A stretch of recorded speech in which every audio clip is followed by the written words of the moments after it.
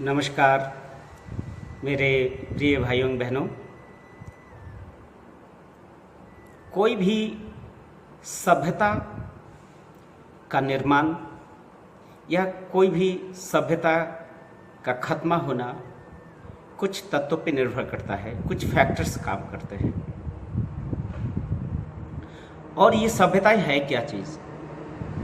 सभ्यताएं, संस्कृति, ये क्या चीज़ है, ये जानना हम सबको बहुत ज़रूरी है। क्या सभ्यता, संस्कृति, हमारी परंपराएं, हमारी आचार नीति, हमारी धर्म नीति, ये सारी चीज़ एक ही चीज़ है? मेरे अनुसार ये एक चीज़ नहीं है। बाबा आनंद मूर्ति जी कहते हैं कि संपूर्ण मनुष्य का जो मन है, ये जो सामूहिक अभिव्यक्तियां हैं, collective expression of human mind, इसको कह सकते हैं संस्कृति, अर्थात टोटल एक्सप्रेशन ऑफ माइंड, मन की अभिव्यक्तियां, वो है संस्कृति। लेकिन ये जो मनुष्य का मन अभिव्यक्त करता है, मैनिफेस्ट करता है, एक्सप्रेस करता है अपने आप को, दो तरीके से करता है। एक सूक्ष्म रूप से अभिव्यक्त करता है, दूसरा स्थूल या क्रूड अभिव्यक्ति होता है। ये जो रिफाइंड एंड सूक्ष्म अभिव्यक्तियां हैं, इसी को हम सभ्यता कहेंगे। और जो स्थूल और क्रूड अभिव्यक्तियां हैं, उसको हम क्या कहेंगे? कृष्टि कहेंगे। इसका संस्कृत है कृष्टि, संस्कृत शब्द है कृष्टि। ये बाबा आनंद मूर्ति जी कहना है। तो अभिव्यक्त तो इंसान होते हैं, एक जड़ आभोग की तरफ, एक होता है सूक्ष्मता की तरफ। ये जो अभिव्यक्ति के दो तरफ से हो गए, इसीलिए सभ्यता इसी कहा जाता है जो सूक्ष्म भाव है, सुंदर भाव है, जिसमें सत्यम शिवम सुंदरम की अभिव्यक्ति होती है, वही सभ्यता है। इसीलिए संस्कृति क्रूड भी हो सकता है। इसीलिए कहा जाता है जो सांस्कृतिक अभिव्यक्तियां हैं, अलग अलग हैं। जो सांस्कृतिक अभिव्यक्तियां बिहार के भोजपुर जिले में हैं, वही सांस्कृतिक अभिव्यक्तियां मगध में नहीं दिखता है। जो सांस्कृतिक अभिव्यक्तियां मगध में दिखती हैं, वो तमिलनाडु के गांव में नहीं दिखता है। जो सांस्कृतिक अभिव्यक्तियां तमिलनाडु के रूरल एरिया में होता है, वो केरल के गांव में नहीं दिखती है। जो सांस्कृतिक अभिव्यक्तियां केरल में दिखती है, वो सांस्कृतिक अभिव्यक्तियां गुजरात में नहीं दिखती है। जो सांस्कृतिक अभिव्यक्तियां गुजरात में दिखती है, वो पंजाब में नहीं दिखती है। जो सांस्कृतिक अभिव्यक्तियां पंजाब, हरियाणा, जम्मू कश्मीर में दिखती है, वो सांस्कृतिक अभिव्यक्तियां बंगाल में नहीं दिखती है। इसका मतलब यह है कि जो सांस्कृतिक अभिव्यक्तियां भिन्न भिन्न तरह के हैं, बट संस्कृति एक ही है। संपूर्ण मानव जाति की संस्कृति एक है। वो संस्कृति क्या है? दूसरों की संवेदनाओं को समझना, दूसरे के दर्द को समझना, दूसरे को कष्ट नहीं देने की जो भावना है, ये सारे चीज, ये मनुष्य के मन की अंतर जगत की ये कोमल भावनाएं हैं, जो कि कोई ज्योग्राफी एंड टोपोग्राफी इसको प्रभावित नहीं कर पाता है। मनुष्य की सुकोमल भावनाएं कहीं भी क्यों ना हो, वो साधारण ये जो बाहरी जो परिस्थितियां हैं, वो परिस्थितियां प्रभावित नहीं कर पाती है। हाँ, अभिव्यक्तियां प्रभावित होती हैं, ज्योग्राफी, टोपोग्राफी। अभिव्यक्ति कैसे भोजन करना है, किस तरह की भोजन शैली है, क्या कपड़ा पहनना है, किस तरह से भाषाएं बोलनी है, ये सारे सांस्कृतिक अभिव्यक्तियां, ये भिन्न भिन्न है। लेकिन अंदर की जो यूनिफॉर्म जो कोमल भावनाएं हैं, वो है प्रेम, प्यार, मोहब्बत, स्नेह, एक दूसरे को सपोर्ट करना, सपोर्ट के, ये है कॉमन, ये कॉमन प्रॉपर्टीज है सभी ह्यूमन बीइंग का। इसलिए जो सभ्यता है, सभ्यता का जो निर्माण है कुछ चीजों पर तैयार होता है। इसीलिए देखा जाता है कि सभ्यताएं एक जैसी नहीं है। सिंधु घाटी की सभ्यताएं, मोहनजोदड़ो की सभ्यताएं, तिब्बतीय सभ्यता, हिमालयन सिविलाइजेशन, पहाड़ी सिविलाइजेशन, पठारों की civilisation, Gangetic civilisation, Mesopotamian civilisation, Mayan civilisation, मिस्र सभ्यता, ये अलग अलग सभ्यताएं का मतलब ही हुआ कि मनुष्य की जो मन की जो सूक्ष्म अभिव्यक्तियां सामूहिक रूप में हुई है उसी को हम सभ्यता कहेंगे। ये सभ्यताओं का जो निर्माण है किन तत्वों पर निर्भर करता है? आनंद मूर्ति जी कहते हैं ये सारे चीज निर्भर करता है 6 तत्वों पे। 2 तत्व जो है वो पूर्णतः व्यक्तिगत होता है, 2 तत्व है वो बिल्कुल समाज के साथ जुड़ा हुआ है, माने बाहरी ऑब्जेक्टिव वर्ल्ड के साथ है, और 2 तत्व है जो समाज और व्यक्ति को जोड़ता है। तो आइए उन 6 तत्व, जिन तत्वों पे कोई भी सभ्यता का निर्माण होता है और उन तत्वों के कोई एक तत्व की कमी होने से वो सभ्यता फिर मर जाती है, खत्म हो जाती है, डेड हो जाती है। और एक संपूर्ण सभ्यता के निर्माण तभी होता है जब उसमें 6 एलिमेंट्स, 6 फैक्टर्स विद्यमान होता है। पहला तत्व व्यक्तिगत जीवन, पर्सनल लाइफ। एक तो व्यक्तिगत जीवन हुआ। दूसरी बात, व्यक्ति का सोच किससे प्रभावित होता है? तो व्यक्ति का सोच प्रभावित होता है दर्शन से प्रभावित होता है। किस तरह का दर्शन से आप गाइडेड हैं उसी तरह के आपकी मानसिकता बनती है। इससे पहले हमने बताया था कि 4 तरह के दर्शन आए थे, वो मैं बता चुका था, लेकिन आज उसका चर्चा हम नहीं करना चाहते हैं। जो matter centred, dogma centred, self centred and God centred philosophy. तो यहां पर फिलॉसफी का, दर्शन का मतलब ही होता है दृश्य अच प्रत्यय करके दर्शन शब्द हुआ है। दृश्य अच का मतलब ही होता है दिखाना, देख लेना, अपनी सब चीजों को स्पष्ट रूप में, क्या अच्छाई है बुराई है ये सबको देख लेना, यही है दर्शन। जो इसको दिखाता है, प्रदर्शक होता है, वही है दर्शन। इसलिए दर्शन और फिलॉसफी दोनों एक चीज नहीं है। दर्शन संस्कृत शब्द है, दृश्य अच शब्द से बना है, और फिलॉसफी शब्द जो है फिलोसोफिया। फिलॉस का मतलब होता है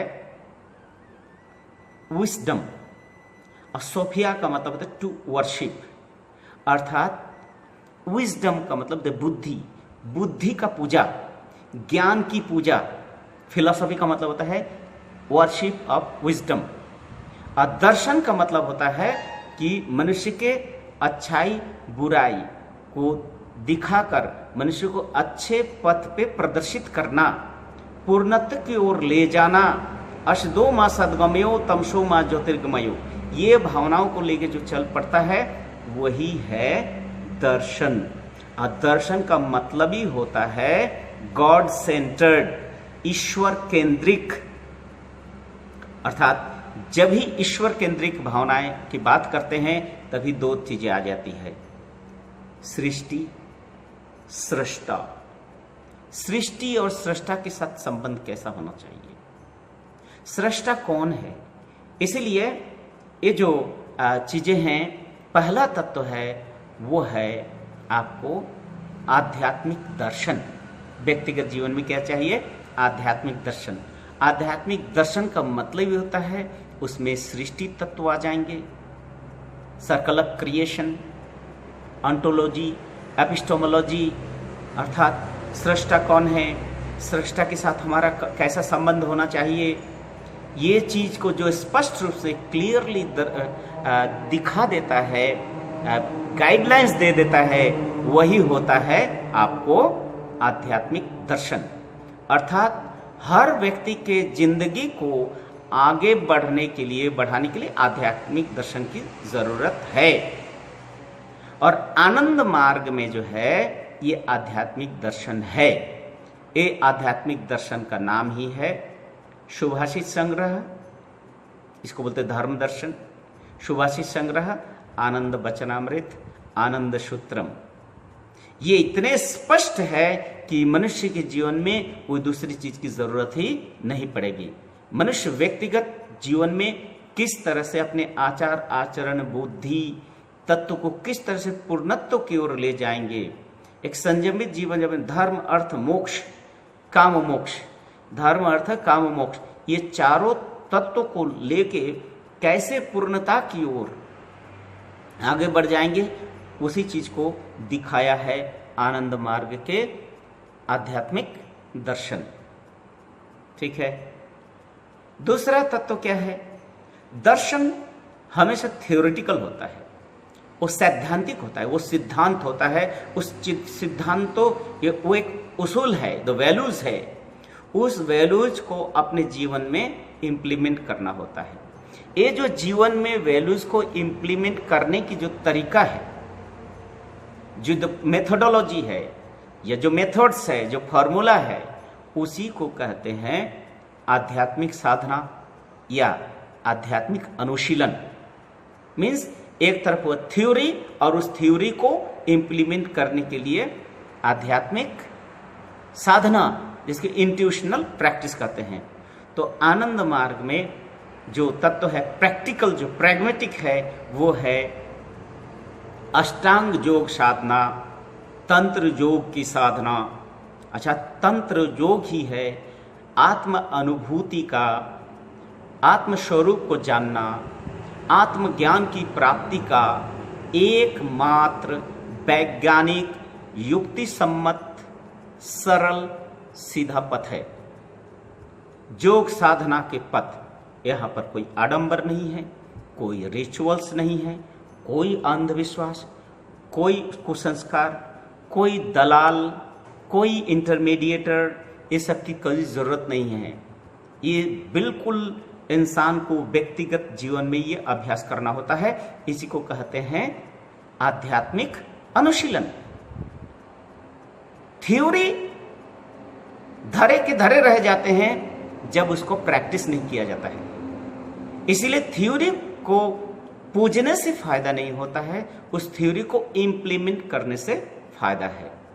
जैसे हम भागवत शास्त्र में अगर देखते हैं, हमारे भारतवर्ष में भागवत गीता को पूजा जाता है, वेदों को पूजा जाता है, धर्म ग्रंथों को पूजा जाता है, एकदम सम्मान के साथ धूप दीप फूल से अर्चन किया जाता है। लेकिन जितना समय ये किताबों को पूजन करने में लगाते हैं, उस चीज के परपोर्ट को समझ के अगर जीवन में उतारते हैं, वो जो उतारने की जो पद्धति है वही होता है आध्यात्म साधना। और आध्यात्म साधना के बगैर वो व्यर्थ हो जाता है। इसीलिए दोनों थ्योरी, सिद्धांत और थ्योरी दोनों में संतुलन होना चाहिए। ऐसा कोई थ्योरी नहीं होना चाहिए जो सच में जो प्रैक्टिकल ही नहीं है। जो थ्योरी प्रैक्टिकल जगत में फेल हो जाता है, वो थ्योरी को फेंक देने में फायदा है। और जो थ्योरी सचमुच में प्रैक्टिकल है, फ्रूटफुल है, ऐसा थ्योरी जिसको प्रैक्टिस करने से मनुष्य के व्यक्तिगत जीवन में परिवर्तन आते हैं, वो भी निगेटिव नहीं, पॉजिटिव कंस्ट्रक्टिव चेंजेस आते हैं, उसी को कहते हैं आध्यात्मिक साधना। और जिस साधना करने से परिवर्तन ही नहीं हो, वो साधना निरर्थक होता है, वो व्यर्थ होता है। तीसरा, ये तो दो बिल्कुल ही व्यक्तिगत हुआ, पर्सनल इंडिविजुअल लाइफ को डेवलप करने के लिए, व्यक्ति निर्माण के लिए जो प्रोसेस है आध्यात्मिक दर्शन, उसी तरफ से व्यक्ति साधना। अब आइए दूसरा क्या है, समाज जीवन। समाज जीवन में दो चीज। सबसे पहला, समाज जीवन जीने के लिए सबसे पहले जो जरूरत होता है वो अर्थ की जरूरत होती है, अर्थात अर्थ नीति की जरूरत होती है। हम क्या खाएंगे, कैसे खाएंगे, हमारा देश कैसे चलेगा, समाज चलेगा कैसे, समाज नीति, रीति, अर्थनीति, कृषि नीति, ये सारी चीज मिलके होते हैं। इसी को कहते हैं सोशियो इकोनॉमिक थ्योरी। सिर्फ इकोनॉमिक थ्योरी नहीं, सोशियो इकोनॉमिक थ्योरी, वो इकोनॉमिक थ्योरी जो समाज के सर्वात्मक विकास में मददगार हो, समाज के सुख दुख को समझते हुए, सामाजिक अभिव्यक्तियों को देखते हुए, सामाजिक विभिन्नताओं को देखते हुए, हर मनुष्य के आशा आकांक्षाओं को देखते हुए, उसको स्वीकारते हुए जो दर्शन का निर्माण होता है, जो सामाजिक दर्शन और अर्थनैतिक दर्शन बनते हैं, उसको कहा जाता है समाज अर्थनैतिक दर्शन। इसी को कहते हैं सोशियो इकोनॉमिक थ्योरी। अर्थात आपके व्यक्तिगत जीवन में साधना है, आध्यात्मिक दर्शन है, लेकिन समाज चलाने के लिए जो अर्थनैतिक विजन आपको है ही नहीं, अर्थनैतिक चेतना है ही नहीं, सामाजिक चेतना है नहीं, तो यहाँ पर क्या हो जाता है, व्यक्ति के साथ समाज का जो संबंध है वो विघ्नित हो जाता है, डिस्टर्ब हो जाता है। और यही कारण है कि समाज का निर्माण संभव नहीं होता है। और अगर ये समाज अर्थनैतिक दर्शन अगर त्रुटिपूर्ण हो जाता है, वो और घातक हो जाता है। वो कैसे घातक होता है इसके बाद के वीडियो में कह रहा हूं, तो उसमें बताऊंगा। तो ये जो समाज अर्थनैतिक दर्शन, अब तक कोई समाज अर्थनैतिक दर्शन इस धरती पे नहीं आया है। अर्थनैतिक दर्शन आया, पूंजीवाद, साम्यवाद, बहुत सारे इस तरह के दर्शन आए, लेकिन समाज अर्थनैतिक दर्शन पहली बार जगत गुरु श्री श्री आनंद मूर्ति जी ने दिए हैं। इसलिए सामाजिक अर्थनैतिक दर्शन, जिसको हम लोग कहते हैं प्रौत दर्शन, प्रोग्रेसिव यूटिलाइजेशन थ्योरी, प्रगतिशील उपयोगी तत्व। अब आइए, ये जो प्रगतिशील उपयोगी तत्व है, ये बहुत अच्छी तत्व है, सबके लिए एकदम हर तरह के मनुष्य के मिनिमम रिक्वायरमेंट्स की गारंटी, हर इंसान को क्रय क्षमता देना, ये सारे चीज इसमें है। अब आइए, ये कब सफल है? ये तभी सफल होगा जब मनुष्य में एक सार्वभौमिक दृष्टि होगी। सार्वभौमिक दृष्टि के अभाव में मनुष्य कोई भी दर्शन को इम्प्लीमेंट नहीं कर पाता। अर्थात दिल में अगर एक दूसरे के प्रति सम्मान और प्रेम नहीं हो, सिर्फ मनुष्य मनुष्य में नहीं, मनुष्य, पशु, लता गुल्म, चर अचर, जैव अजैव, हर वस्तुओं को सही रूप में समझना और उस वस्तु का सही समुचित प्रयोग, मैक्सिमम एंड प्रॉपर यूटिलाइजेशन की जो भावनाएं तभी आएंगी जब में आपकी समदर्शिता होगी, स्वार्थ भावना नहीं, अर्थात आत्म सुख तत्व नहीं, यहां पर होना चाहिए सम समाज तत्व, सबको सबके भलाई के लिए सोचना। ये जो सम समाज तत्व की भावना, सर्वजन हिताय सर्वजन सुखाय की जो ये जो विजन है, ये दृष्टि है, सबके लिए सबके प्रति प्रेम और श्रद्धा, ये जो दृष्टि है, इसी को कहते हैं सोशियो इकोनॉमिक आउटलुक। तो ये सोशियो इकोनॉमिक आउटलुक क्या है? आज तक इस तरह का पूर्ण सामाजिक दृष्टि नहीं आया मानव इतिहास में, इसीलिए मानव समाज का निर्माण नहीं हो पाया। आनंद मूर्ति जी ने नव्य मानवतावाद जो दर्शन दिया है, वो नव्य मानवतावाद दर्शन, वो नेक्स्ट वीडियो में उसके डिटेल में आपको चर्चा करूंगा कि नव्य मानवतावाद के बिना ये प्रौत का दर्शन, ये आध्यात्मिक दर्शन, ये सब व्यर्थ हो जाते हैं। नव्य मानवतावाद ऐसा दर्शन है कि जो व्यक्ति उसको पालन करेंगे, उस दर्शन का अनुपालन करने से ही इंडिविजुअल लाइफ, समाज जीवन में एक संतुलन स्थापित हो सकता है। इसीलिए नव्य मानवतावाद के बिना, नियो ह्यूमनिस्टिक जो विजन के बिना सोशियो इकोनॉमिक थ्योरी व्यर्थ हो जाता है। इधर दो, इधर दो। अब आया और दो तत्व, जो ये दोनों तत्व को जोड़ता है।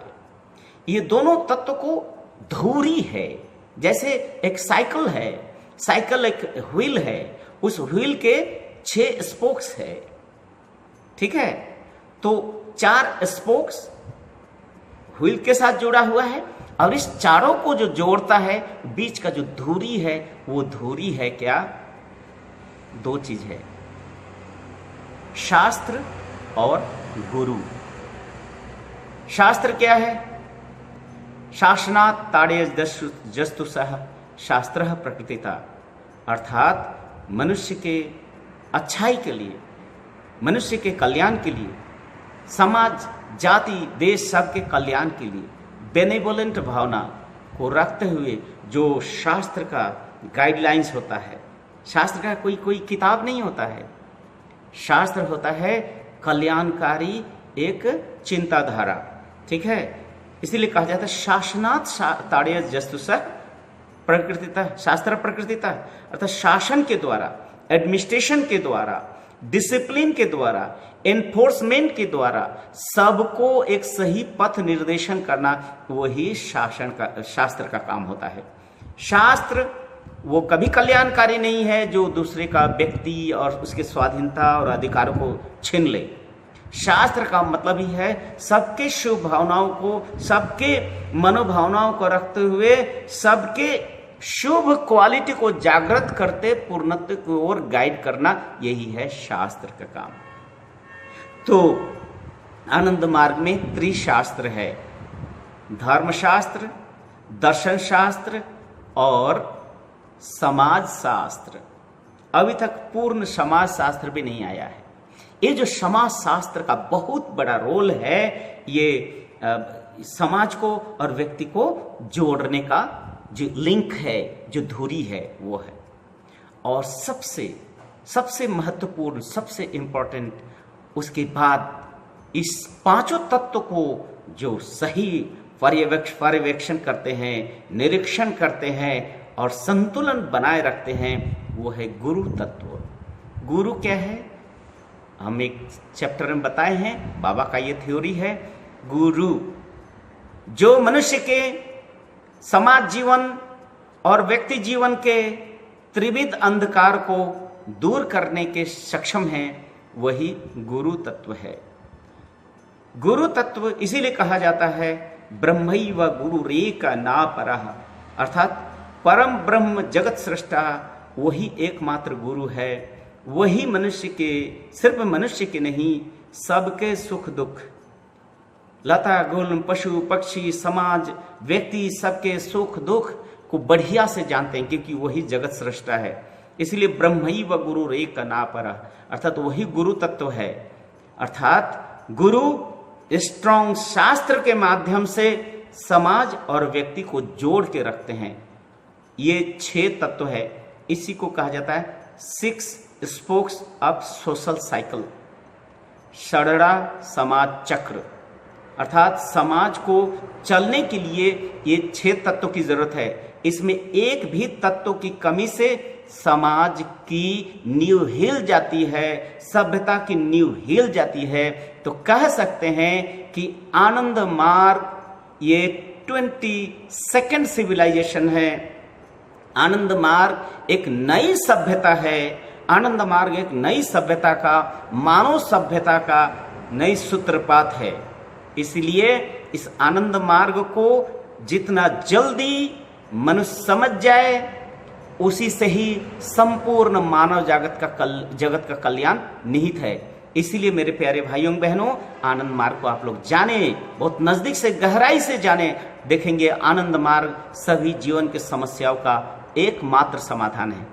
धन्यवाद, नमस्कार। इन विषयों को आगे फिर और डिटेल एक्सप्लेनेशन देंगे। अभी फिलहाल मेरा ये कहना है कि मैंने एक YouTube चैनल बनाए हैं, भागवत धर्म और योग साधना। भागवत धर्म योग साधना, ये मेरा YouTube चैनल है। इस YouTube में मेरे सारे वीडियोस आप लोग को मिलेंगे, इसलिए इस वीडियो को ज़रूर आप लोग सब्सक्राइब करेंगे। सब्सक्राइब करने से ये जब भी हम कोई न्यू वीडियो डालेंगे तो आप लोग तक पहुंचेगा। धन्यवाद, नमस्कार।